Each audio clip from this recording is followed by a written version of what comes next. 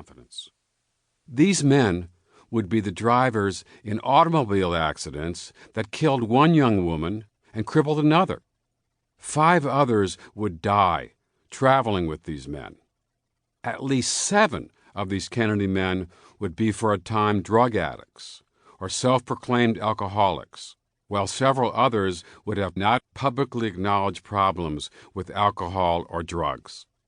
2 of them would be accused of rape, one involving a 14-and-a-half-year-old.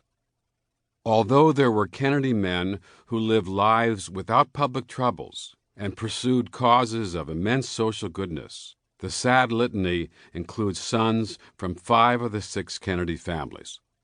It is a startling tally, and one that speaks to a complex tale of hidden lives and often untoward conduct leading to tragic consequences. Soon after she left the White House, Jackie purchased a house on N Street in Georgetown. Although she hoped to avoid constant public scrutiny, she and her 2 children were among the capital's leading tourist attractions. Every day, the tour buses wheezed their way down N Street, the tourists with their faces pressed up against the windows, while scores of others stood on the corner, kept back by D.C. police. To avoid onlookers, Secret Service agents would take the family out the back door, through a neighbor's yard, and into cars waiting on Dumbarton Avenue. Jackie attempted to replicate the security and serenity of the White House, and yet the home was full of emotional subterfuge.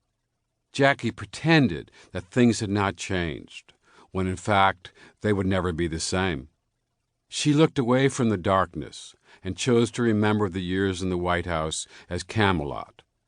In trying to recreate the familiar atmosphere of the White House, Jackie brought in Mike Howard, a Secret Service agent who had been assigned to the First Lady and her children. One night, Howard was working the overnight shift, sitting in a chair in the living room. It was tedious, and he had to will himself to stay alert. A scream punctuated the silence. Howard leapt up the narrow staircase, his pistol raised, and flung open the former First Lady's bedroom door. Mrs. Kennedy was sitting up in bed, her small reading light on. "Ma'am, are you all right?" he asked. "Yes." "Must have been a nightmare." "Yes. I just saw some bad things."